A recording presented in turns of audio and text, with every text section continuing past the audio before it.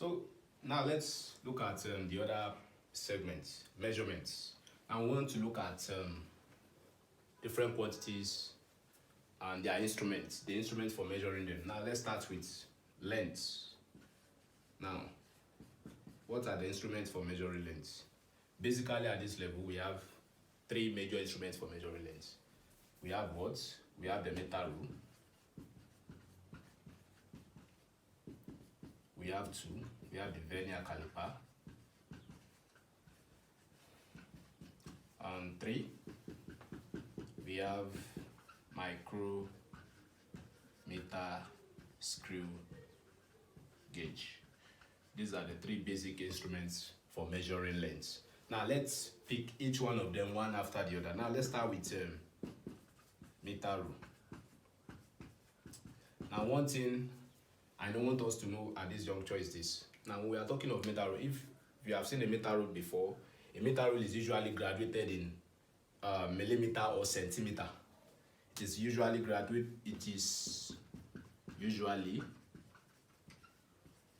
graduated in millimeter or centimeter. That's the first thing you need to know about a meter rule. What other thing do you need to know about a meter rule? Another thing you need to know about a meter rule is that it can measure to 2 decimal place in centimeter and 1 decimal place in millimeter.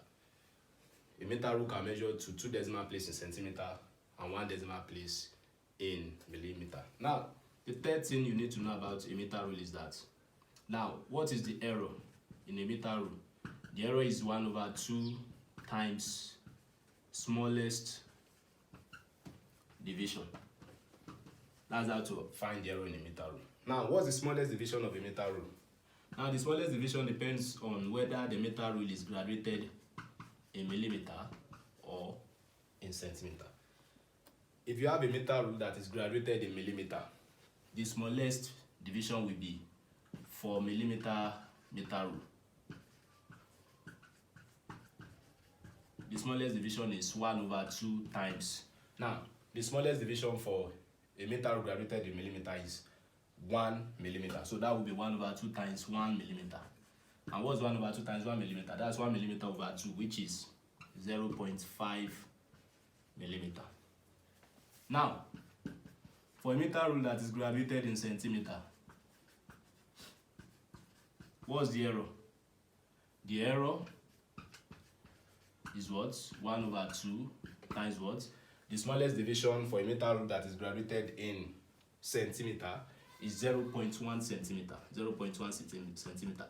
So that's 0.1/2, which is 0.05 centimeter. So it means the error in a meter rule that is graduated in millimeter is 0.5 millimeter. While the error in a meter rule that is graduated in centimeter is 0.05 centimeter. These are the basic things that we need to know about a meter rule. Now, a meter rule is not the only thing that is used for measuring length. Now, let's move to the vernier caliper. The vernier caliper is also another instrument for measuring length. Now, when we talk of a vernier caliper, what are we talking about? Now, these are some characteristics of a vernier caliper. Now, for a vernier caliper, one, it's also measure to 2 decimal place in millimeter, in centimeter, and 1 decimal place in millimeter. That's for a vernier caliper. We are going to look at some examples. We'll do some calculations on the vernier caliper very soon. Now, what of a micrometer screw gauge? Micrometer screw gauge. Now, for a micrometer screw gauge, it measures to 3 decimal place in centimeter and 2 decimal place in millimeter. Now, what are we saying? Now, it means you can have a measurement like 0.001 centimeter or 0.01 millimeter for a micrometer screw gauge. And for a vernier caliper, you can have a measurement of like 0.01 centimeter or 0.1 millimeter. You can see this is 2 decimal place in centimeter and 1 decimal place in millimeter for a vernier caliper. And you can see that this is 3 decimal place in centimeter and 2 decimal place in millimeter for what? For a micrometer screw gauge. Now, let's look at some examples on vernier caliper. Alright.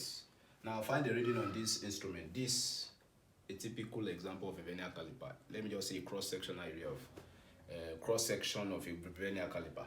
Now, this particular vernier caliper is graduated in centimeter. That's very, very important. Now, when we say a vernier caliper is graduated in centimeter, what do we mean? It means that it will measure to 2 decimal place. That is also very important. So it means any vernier caliper that is graduated in centimeter is what is given to 2 decimal place.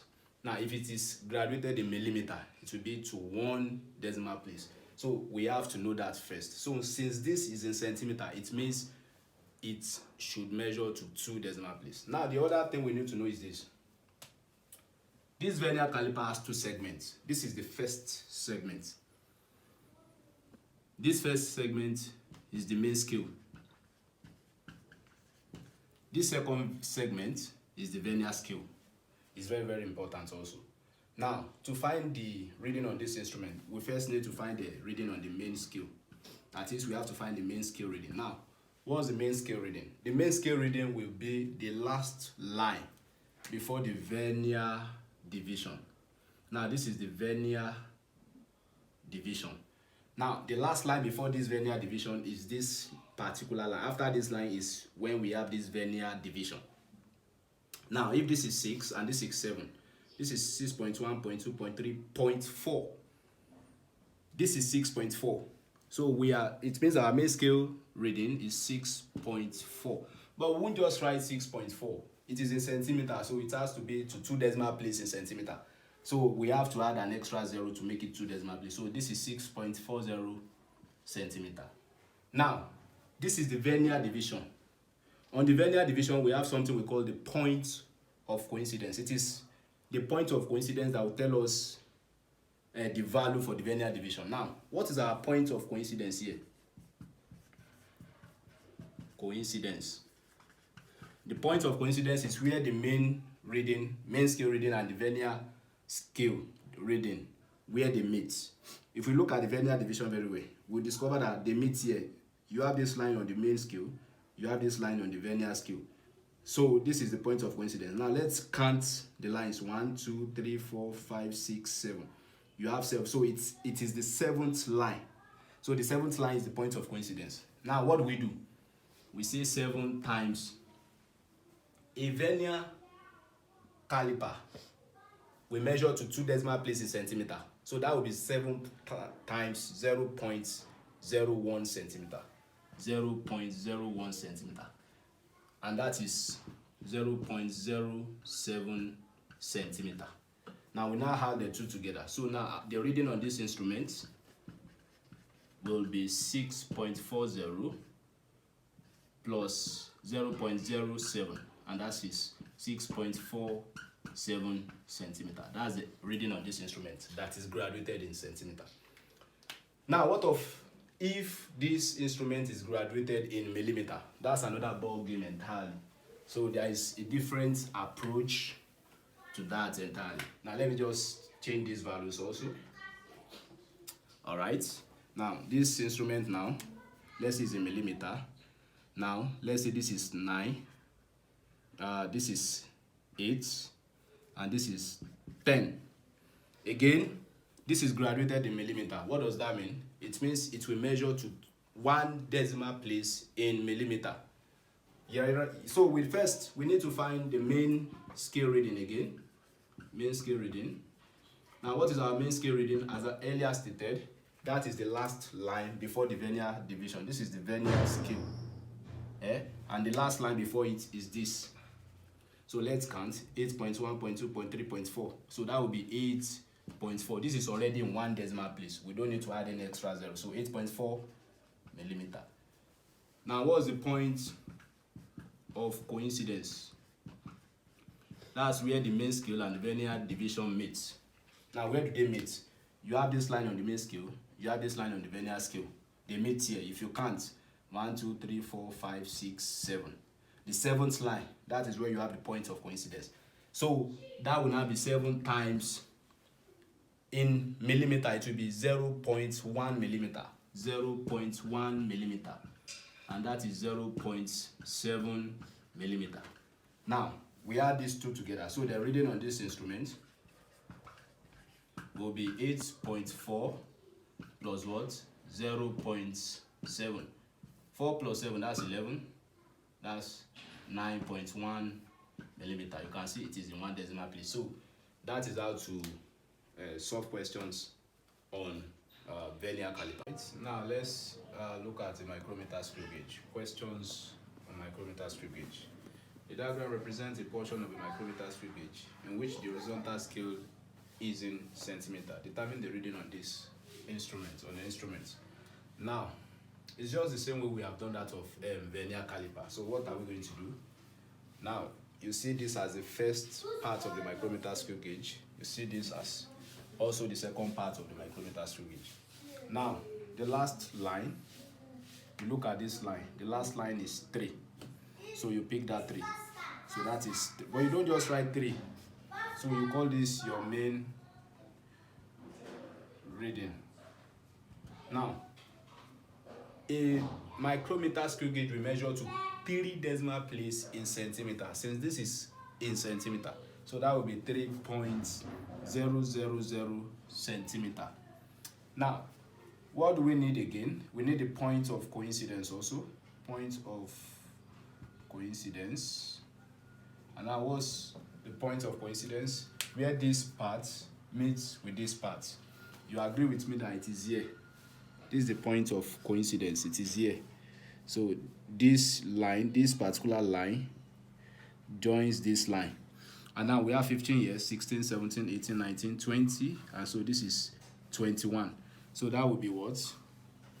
That is 21 times what? Times 0.001 centimeter. Equal to what? 0.021 centimeter. Now this is 3 decimal places centimeter. Now the next thing we are going to do is to find the reading on this instrument. The reading now will be what? 3.000 centimeter plus what? 0.021 centimeter. And that is 3.021 centimeter. Now, this is the reading on this instrument graduated in centimeter. Now, let's assume the instrument is graduated in millimeter, is a millimeter. So that's another ball game entirely. Now, if it is a millimeter, a micrometer screw gauge will measure to 2 decimal places in millimeter and 3 decimal places in centimeter. So if it is a millimeter, it will be 2 decimal places in millimeter. So now, this last line of ours will now be 3.00 millimeter instead of 3.000 centimeter that we did the other time. And now this still remains our point of coincidence. This is 20 and this is 21.